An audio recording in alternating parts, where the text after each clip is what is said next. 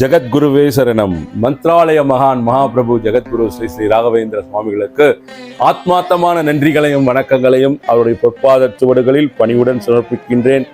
நீங்களும் உங்கள் குடும்பத்தாரும் ஈகபர சுகம், ஆனந்தம், ஐஸ்வர்யம், ஆரோக்கியம் அனைத்தும் பெற்று என்றென்றும் நல்வாழ்வு பெற வேண்டும் என்பதனையே பிரார்த்தனைகளாக மீண்டும் ராயருடைய பொற்பாத சுவடுகளில் பணிவுடன் சமர்ப்பிக்கின்றேன். ஒரு ஆசிரமம், அந்த ஆசிரமத்தில் பார்த்தீங்கன்னா ஒரு வகுப்பு நடந்துட்டு இருக்கு. சுவாமிஜி ஒருத்தர் உட்கார்ந்துட்டு அற்புதமான சொற்பொழிவு நடத்திட்டு இருக்கார். வெவ்வேறு விதமான தலைப்புகள். அந்த ஒரு சொற்பொழிவு நடந்து முடிஞ்சு எல்லாம் கிளம்பி போன அப்புறம் ஒரே ஒரு உருவம் மட்டும் உட்காந்துட்டே இருக்கு. அவர் பேர் பாரி. அந்த கிராமத்தை சேர்ந்தவர். சுவாமியாருக்கு நல்லா பழகானவர். சுவாமிஜி கேட்குறாரு, என்ன பாரி, வகுப்பு முடிஞ்சது, கிளம்பி போலையா நீ அப்படின்னு கேட்குறாரு. என்ன சாமி, என்னதான் வகுப்பு அட்டன் பண்ணாலும் யார் யார் சொல்றதை கேட்டால் கூட இந்த வாழ்க்கை எதுக்கு நமக்கு வந்தது? நான் கேட்டேனா சாமி வாழ்க்கைய? சாதாரணமாக ஒருத்தர் ஒரு ரூம்ல இருந்து இன்னொரு ரூமுக்கு போகிறதுக்கு கூட கதவை தட்டி கேட்குறாங்க, உள்ள வரலாமா போகக்கூடாதா அப்படின்னு சொல்லிட்டு.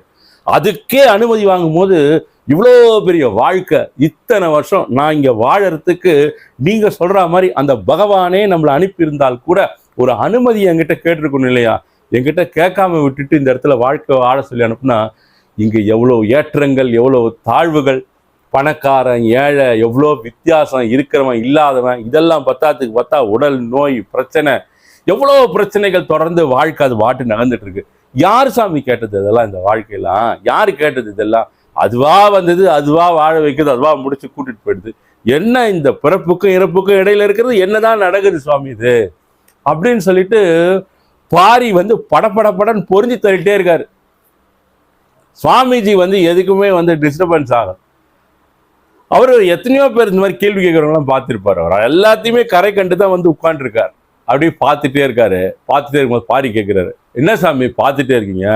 உங்களுக்கு என்ன கவலை இருக்க? 19ஆம் தேதி கரண்ட் பில் கட்டுறவன் நான் தான், ஸ்கூல் பசங்களுக்கு ஃபீஸ் கட்டுறவன் நான் தான், வீட்டுக்கு குடும்ப செலவு அரிசி பருப்பு வாங்கி போடுறவன் நான் தான், என் குடும்பம் என்ன நம்பி நடந்துட்டு இருக்குது. நாங்களுக்கெல்லாம் வருத்தம் இருக்குது, அடுத்து என்ன பண்ணணும்னு சொல்லிட்டு யோசனை இருக்குது. உங்களுக்கெல்லாம் எங்கே வருத்தம் இருக்க போகுது? ஏதோ ஆசிரமம் அப்படி இப்படின்னு சொல்லிட்டு உட்காந்துருக்கீங்க. உங்களை நம்பி ஒரு கூட்டம் வருது, உங்களுக்கு காலில் விழுறாங்க, இழறாங்க, ஏதோ முடிஞ்சது இந்த இடத்துல பண்ணுறாங்க. நீங்களும் ஒரு வார்த்தை பேசி உங்கள் வாழ்க்கை நிம்மதியான வாழ்க்கை சாமி அப்படின்னு சொன்ன உடனே பாரி நல்லா தெரியும் சாமியாருக்கு. சுவாமிஜி அதெல்லாம் பார்த்து ரசிச்சுட்டே இருக்காரு, சிரிச்சுட்டே இருக்காரு. உடனே சொல்கிறார், பாரி ஒரு நிமிஷம் உட்காருங்க, ரொம்ப நீ படப்படன்னு பேசுகிற, நிதானமாக கேளு, உன்னுடைய மனது மிகுந்த குழப்பத்தில் இருக்குது.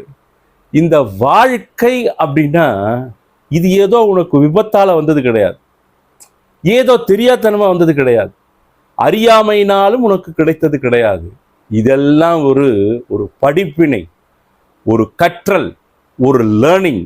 இதுதான் இந்த வாழ்க்கை. உன்னுடைய ஆத்மா, அதாவது நீ கடந்த பல, சொல்றது புரியுதா பாரி அப்படின்னு கேட்கிறாரு.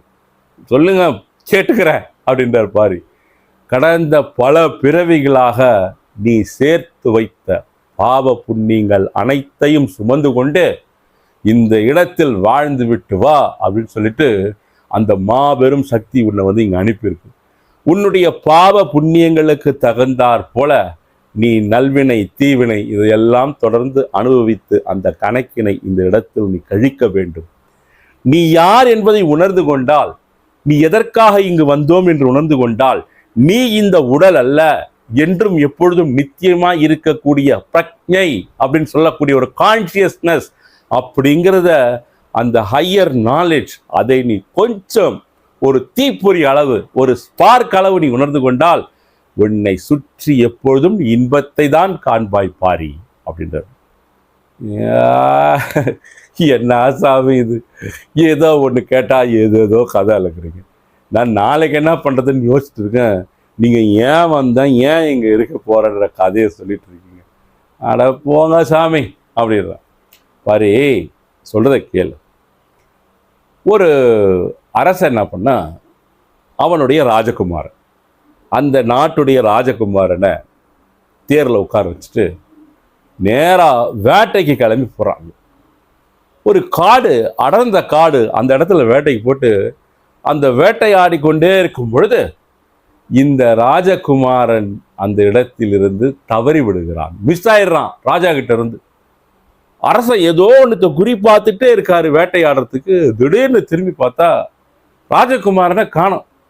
ஒரு பட்டாம்பூச்சி வந்து உட்காருது அந்த சக்கரத்து மேல. அந்த அழகில் மயங்கி அதனை படபட நடிக்கிறதுனால அதனை துரத்தி கொண்டே சென்றவன் காட்டினுள்ள எங்கேயோ போயிட்டான். அரசன் தேடி தேடி பார்க்கறான், ராஜகுமாரனை காணோம், ராஜகுமாரனை காணோம்னு சொல்லிட்டு தேடி கண்ணீரும் கம்பளையுமாக அழுது புரண்டு மீண்டும் அரண்மனைக்கு திரும்பி விடுகிறான். பாரி, கதை கேட்டுட்டு இருக்கு இல்லையா அப்படின்னு கேட்கிறார். சொல்லுங்க சாமி, கேட்டுட்டு இருக்கேன் அப்படின்னு பாரி சொல்றார். இந்த ராஜகுமாரன் சின்ன பாலகன். அவன் போனவன் என்ன பண்றான், காலம் காலமாக காட்டில் வசித்துக் கொண்டிருக்கக்கூடிய ஒரு காட்டுவாசியின் கைகளில் அகப்படுகிறான். காட்டுவாசிக்கு ரொம்ப சந்தோஷம்.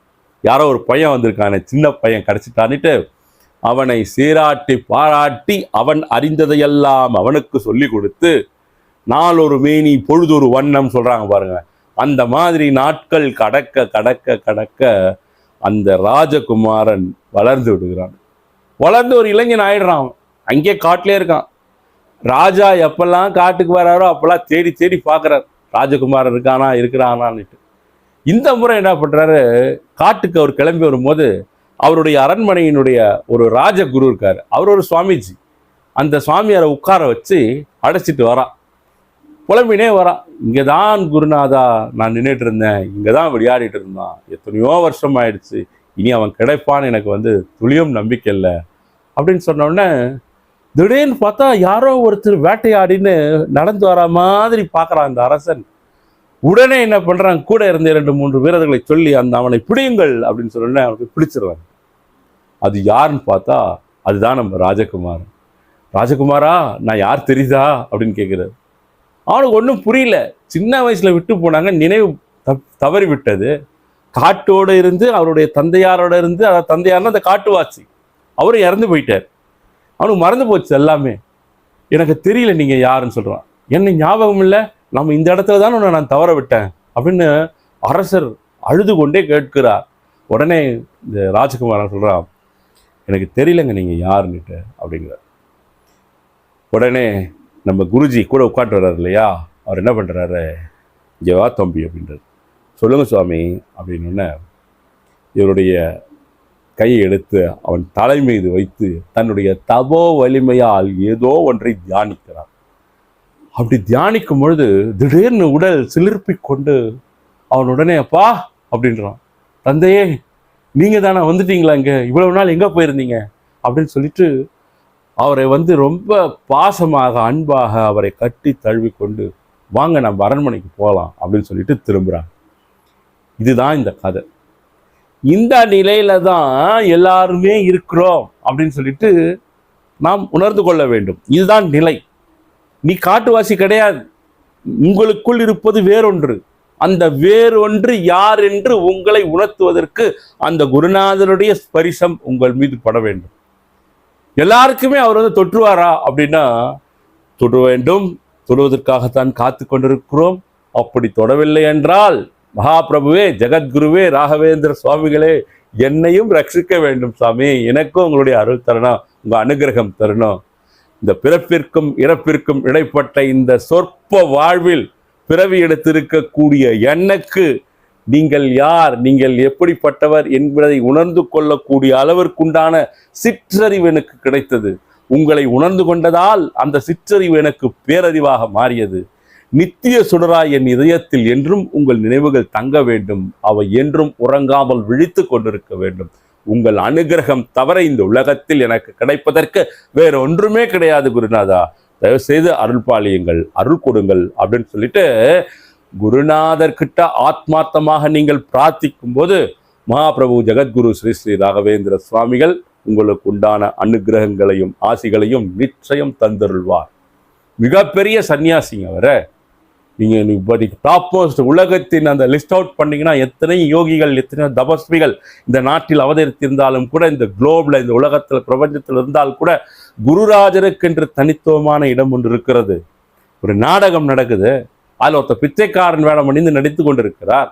அந்த தருணத்தில், அந்த நேரத்தில் அவர் அந்த வேடத்தை பூண்டிருக்கிறார். அவ்வளவுதான். அந்த நாடகத்தினுடைய காட்சி முடிஞ்சதும் அவர் இறங்கி வந்து அடுத்த கட்டமாக அவருடைய பணிகளை பார்க்க வேண்டும்.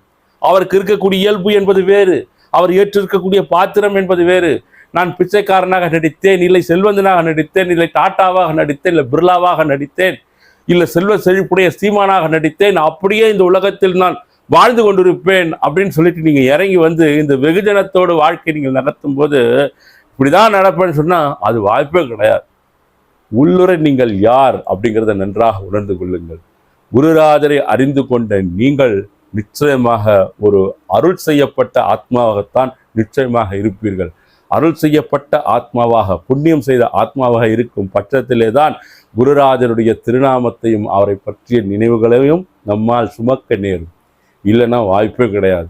இன்னும் இன்னும் இன்னும் ஆழமாக எவ்வாறு செல்வது, குருராஜர்கிட்ட எப்படி நாம் உள்ள போகிறது, அவருடைய அனுகிரகத்தை நாம் எப்படி பெறுவது அப்படின்ட்டு நீங்கள் சிந்தித்து கொண்டு அவரிடம் உங்களது பிரார்த்தனையை தொடர்ந்து சமர்ப்பித்து கொண்டே இருங்கள்.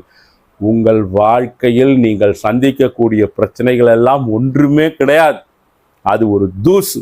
எவ்வளவு பெரிய பிரச்சனைகளாக இருந்தாலும் அதை விட மிக பெரியதாக, மிக வலுவுள்ளதாக உங்களுடைய பக்தியும் உங்களுடைய சரணாகதியும் அந்த இடத்தில் இருக்கும் என்றால் குருராஜருடைய அருளும் அனுகிரகமும் ஆசிகளும் உங்களுக்கு நேர்ந்திருக்கக்கூடிய, நீங்கள் சந்தித்து இருக்கக்கூடிய பிரச்சனைகளை தூள் தூளாக்கி விடுவார் எப்போதுமே. அதுதான், அது ரொம்ப சிரமம், ரொம்ப கஷ்டம். இந்த லௌகிக உலகில் நாம் வாழ்ந்து கொண்டிருக்கக்கூடிய இந்த உலகில் அந்த எண்ணத்தை நிலை நிறுத்தி ஒரு ஃபோக்கஸிங் பாயிண்ட் கொண்டு வந்து சகலமும் நீயே, சர்வமும் நீயே, வாழ்ந்தாலும் வீழ்ந்தாலும் சன்னிதானமே எனக்கு சரணாகதி குருராஜா அப்படிங்கிற எண்ணத்தை வலுவாக நம் நெஞ்சில் நினைத்து அவர் முன்னால் சாஷ்டாங்க நமஸ்காரம் செய்து வாழ்வது அப்படிங்கிறது $1 மில்லியன் சேலஞ்ச். அதெல்லாம் கடந்து தான் வர வேண்டும். நிச்சயம் வைராக்கிய பக்தியும் பரிபூர்ண சரணாகதி பக்தியும் உங்களுக்கு இருக்கிறது என்றால் நீங்கள் கேட்காதது கூட கிடைக்க வேண்டிய நேரத்தில் நிச்சயமாக உங்களை வந்து சேரும். மீண்டும் அடுத்த பதிவில் சந்திப்போம். நன்றி, வணக்கம். ஜெகத்குருவே சரணம்.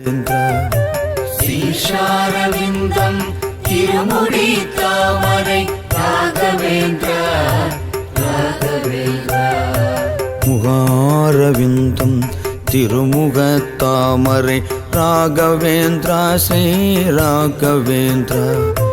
முகாரவிந்தம்